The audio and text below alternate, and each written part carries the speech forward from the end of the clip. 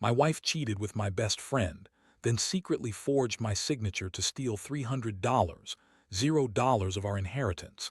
Now she's claiming I abandoned her and the kids in the divorce court, but I just found out she's been laundering money for her boss and hiding hundreds of thousands in offshore accounts. Hello everyone. Dear listeners, please share your thoughts in the comments section below. And don't forget to like, share, and subscribe. Now, let's begin the video. Using a throwaway for obvious reasons, with certain specifics modified to preserve anonymity. I never thought I'd find myself in a situation like this, but here I am, writing this down because I need to get it off my chest. It all started with little things, missed calls, strange texts, late nights that I couldn't quite explain. At first, I told myself it was just work, or her trying to juggle the kids and her busy schedule. But then I noticed the little lies, the way she'd dodge questions or get defensive when I asked where she was or who she was with. Her name is Emily, and I've been with her for over 10 years.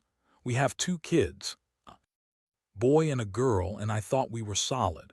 She's always been a little bitchy, but I figured it was just her personality. Still, I trusted her, or so I thought. It all came crashing down one evening when I decided to check her phone. I don't normally do that. Trust is supposed to be there, right? But something about her acting secretive and evasive lately pushed me to just peek, and what I found changed everything. She had messages from someone named James, talking about how hot she looked and how she couldn't wait to see him again. They were planning a rendezvous. My stomach dropped. I felt sick. I scrolled through more messages, flirty, suggestive, downright explicit at times. Then I saw a photo she had sent him, her in a skimpy dress, her lips slightly parted, her eyes inviting. That was the moment I knew she was cheating on me. I couldn't believe it. Emily, the woman I trusted with my life, was screwing someone else behind my back. I didn't confront her right away. Instead, I sat there, stunned. My mind raced. How long had this been going on? Had she been lying to me about everything? I remembered all the little clues, her secretive phone habits, her disappearing acts. I felt betrayed, angry, devastated. The woman I loved, the mother of my children, was sleeping with my best friend, Mark. And it wasn't just the affair. As I dug deeper, I discovered something even more shocking. She'd forged my signature on bank documents. She managed to steal $300, $0 of our inheritance money, money we were supposed to use for our kids' future. I found bank statements showing transfers to offshore accounts, accounts I'd never even heard of. She'd been laundering money for her boss, a shady guy from her work. All the while, she was telling everyone I was an irresponsible husband who abandoned his family. I couldn't believe her lies. She'd been playing me from the start. I felt my world crumbling. How could she do this? How could she lie so easily? It was like I was living in some nightmare. My mind kept flashing back to all the moments I trusted her, all the times I looked the other way because I loved her. And now, I was staring at the reality that she'd been cheating and stealing right under my nose. That night, I didn't sleep. I just sat there staring at the evidence, trying to process what I just learned. My wife, Emily, was a manipulative, lying bitch who had been screwing my best friend and stealing from us. And the worst part, she was still trying to convince everyone she was the innocent victim. I knew I had to do something. I couldn't let her get away with this. Not anymore. The next morning, I woke up feeling like I'd been hit by a truck. My head was pounding and everything from yesterday kept replaying in my mind. I couldn't believe I missed all the signs, or maybe I just refused to see them. But now there was no denying it. Emily had been lying to me for months, maybe longer. And the betrayal wasn't just emotional, it was financial, legal, everything. I decided I needed to confront her. I didn't want to do it right away, though. I needed a plan, something precise. I couldn't let her spin her usual lies and weasel her way out of this. I knew her well enough to know she'd deny everything, call me paranoid, or even accuse me of cheating myself. That's just her. Style, blame shifting, gaslighting, keeping her hands clean while she wrecked everything around her. So I waited until she got back from her work trip. It was a lie she'd told me she was at a conference, but I had my doubts. When she came home that afternoon, I was sitting on the couch, calm but furious. I looked her right in the eyes and just laid it out. Emily, I know everything. The affair, the money, the offshore accounts. Don't even try to deny it. I saw the messages, the bank statements. You've been lying to me from the start. Her face twisted into that familiar bitchy sneer. Oh, so now you're spying on me. You're crazy, Jason. You've always been paranoid. You're just jealous because I look good and I have a life outside this marriage. She crossed her arms, trying to act innocent, but her eyes flickered, guilty, defensive. I'm not jealous, I said, voice steady but cold as ice. I'm furious. I trusted you, Emily. I trusted you with everything, our kids, our future, our money. And you've been screwing my best friend, stealing from us, and laundering money for some shady boss of yours. How could you do this? How could you lie to me for so long? She started to cry, but it was that fake, manipulative kind of cry she always used. Jason, listen, you don't understand. It's complicated. I was under a lot of pressure at work. Mark was just a friend. He's been there for me. And the money, I was just trying to make things better for us. You're overreacting. You always do. That was the moment I realized she was a master manipulator. She could turn any situation around, make herself the victim, and make me look like the bad guy. But I wasn't buying it anymore. I knew her game. I told her she was done, that I was going to take legal action, and that I wanted a divorce immediately. Her reaction, she got even more bitchy. Fine, Jason. If you want to destroy this family, go ahead, but you're going to regret it. I've got all the evidence, and I'll make sure you look like the bad guy in court. You think you're smart. You're not. You're just a fool who can't see how much I've sacrificed for this family. That's when she threw in. The part about how I'd abandoned her and the kids, how I'd left her to fend for herself. That hit me hard, because honestly I felt like I'd already been abandoned. By her lies, her betrayal, her total disregard for what we had. I had given her everything, my trust, my love, my savings, and she'd just taken it all and spat in my face. The idea that I was the bad guy now, that I was the one leaving my family, was infuriating, but I knew better. I knew the truth. I spent the next few hours gathering more evidence, screenshots of her messages, copies of bank statements, her emails with her boss, proof of the offshore accounts. I needed to be prepared. I wasn't going to let her spin this into some kind of victim story without fighting back. I also reached out to a lawyer, someone who knew about financial crimes and divorce law. I needed to protect what was mine and make her pay for her lies. The emotional toll was brutal. I kept going back and forth, anger, sadness, a deep sense of betrayal. How could she do this? How could she lie so convincingly, manipulate everyone, and still look herself in the mirror? I felt like I'd lost my best friend, my wife, my partner, and I knew this wasn't going to be easy. She was determined to fight me, to deny everything, and to keep her secrets hidden. But I also knew I couldn't let her get away with it. Not this time. I had to stand my ground, protect my kids, and make sure she faced the consequences of her actions. It was a long road ahead, I knew that. But I was done being the naive husband who trusted blindly. She pushed me to the edge, and now I was ready to fight back hard.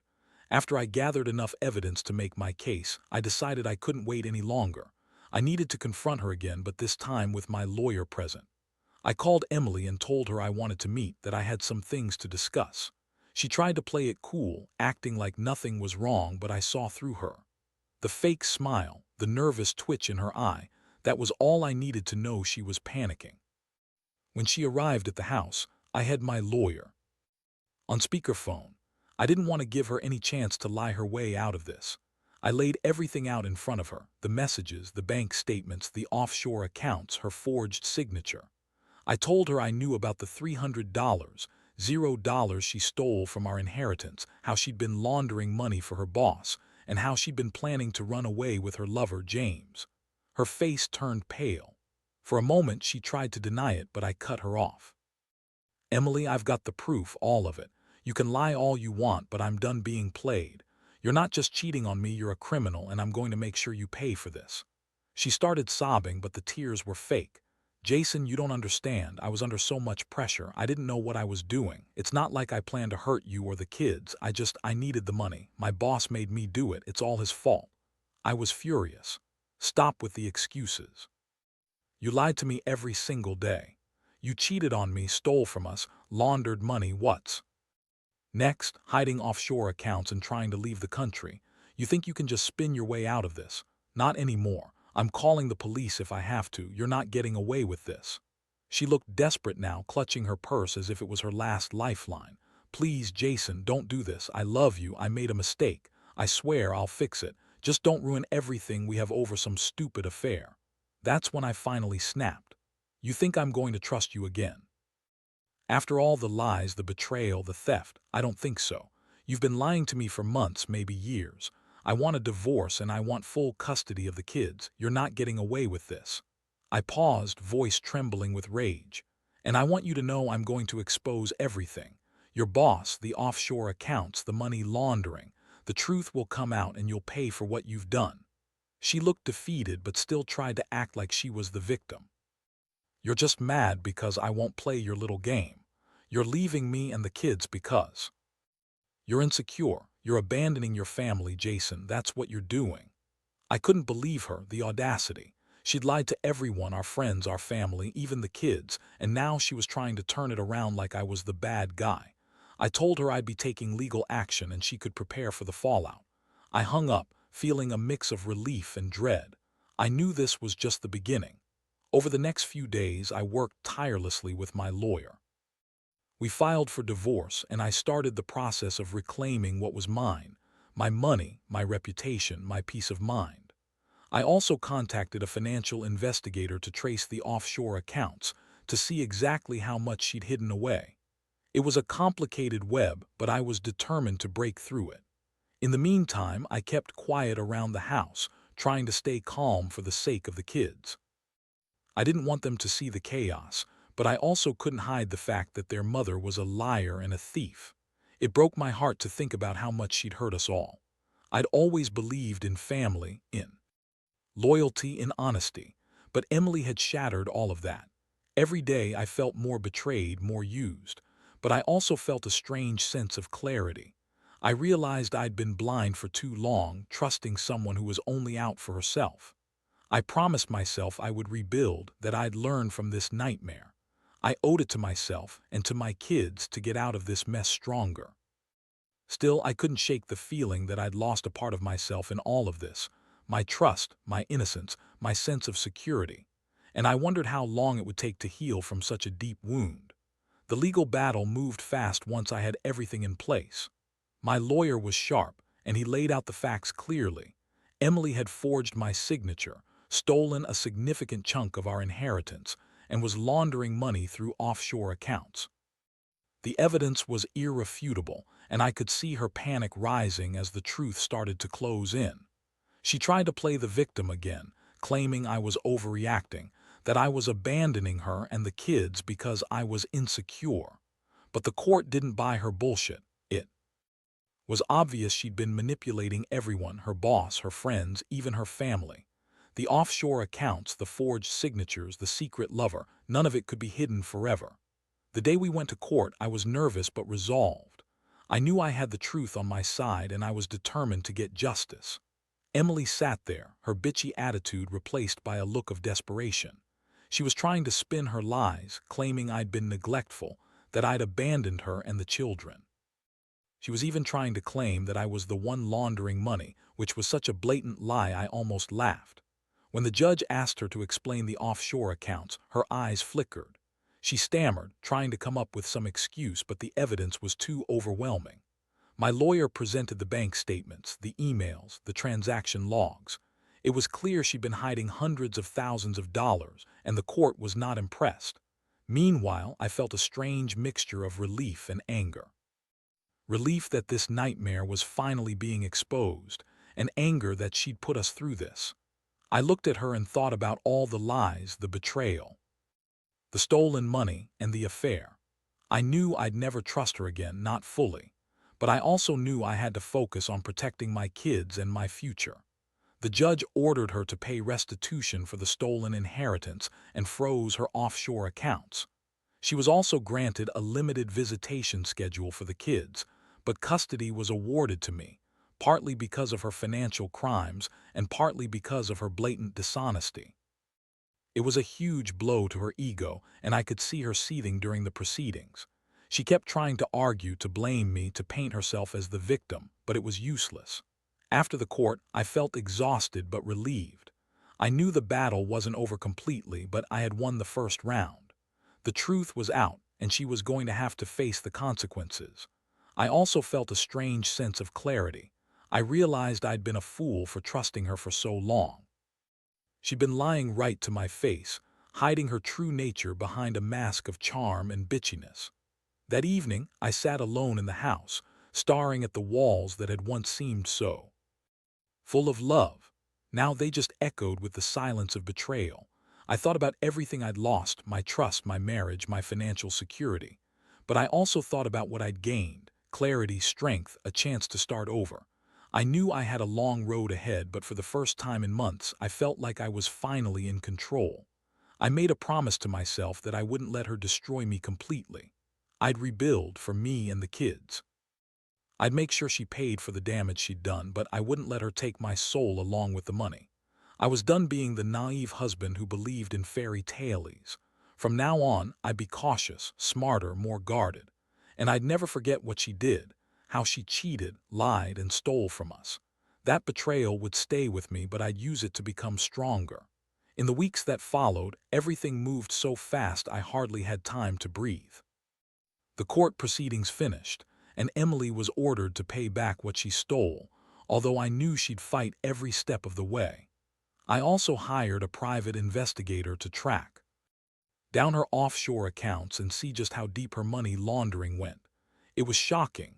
The more I uncovered, the more I realized how much she'd been hiding. She had tens of thousands stashed away in hidden accounts, some in names I'd never heard of, and others in fake companies she set up just to keep everything off the books.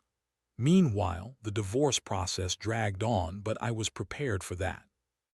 I knew she'd try to drag it out to make me look like the bad guy, but I had proof that she'd been unfaithful, that she'd stolen from us, and that she'd been lying about everything. I also started to rebuild my financial life, closing accounts, changing passwords, and making sure she couldn't access anything anymore. I felt like I was finally regaining control, but it was a bitter victory.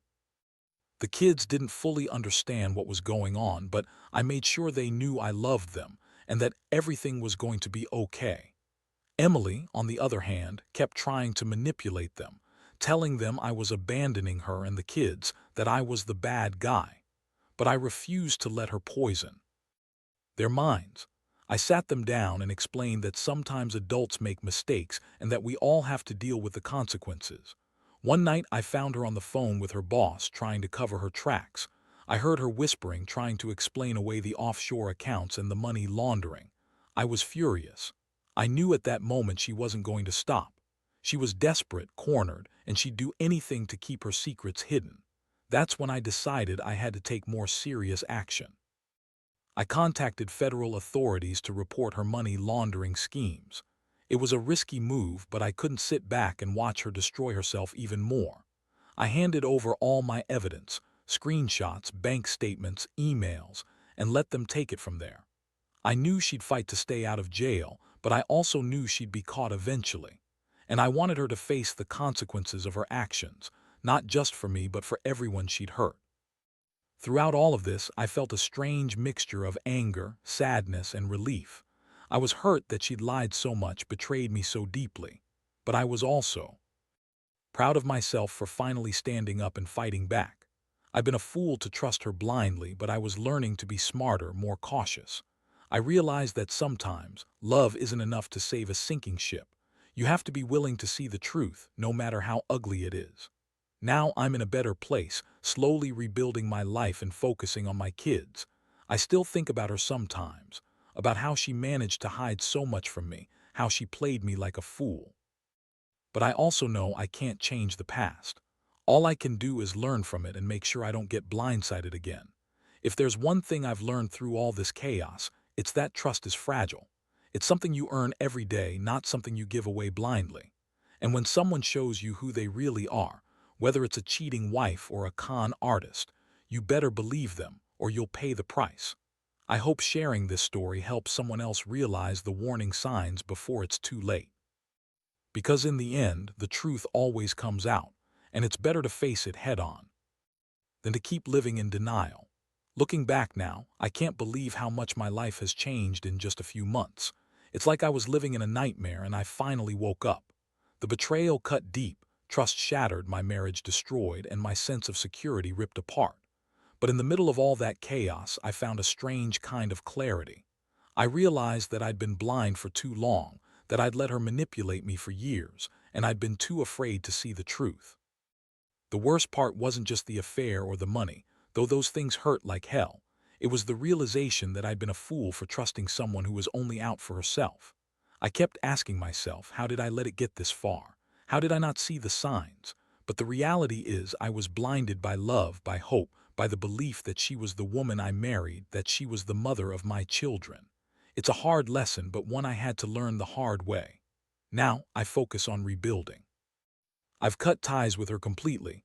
I changed my phone number, closed all joint accounts, and made sure she couldn't access any of my personal information. I've started therapy to deal with the emotional fallout, anger, betrayal, even guilt.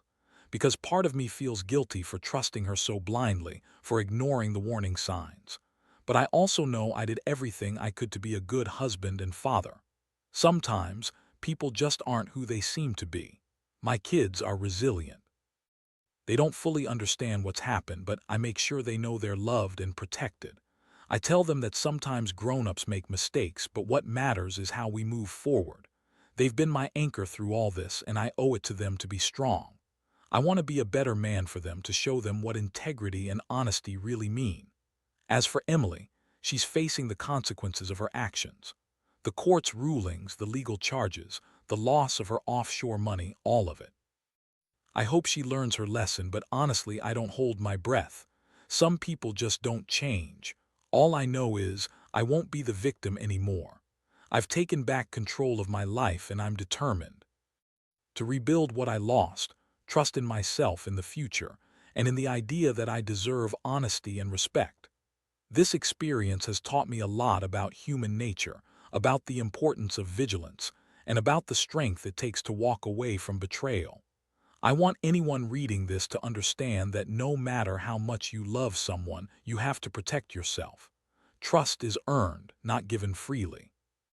And if you see the signs, secretive behavior, financial lies, emotional manipulation, don't ignore them. Because if you do, you might end up like me, picking up the pieces after someone you loved turned out to be someone you never knew. In the end, I'm grateful I found the strength to fight back. It's not easy and I still have scars, but I'm moving forward. I'm rebuilding my life, one step at a time, and I'll never let betrayal define me.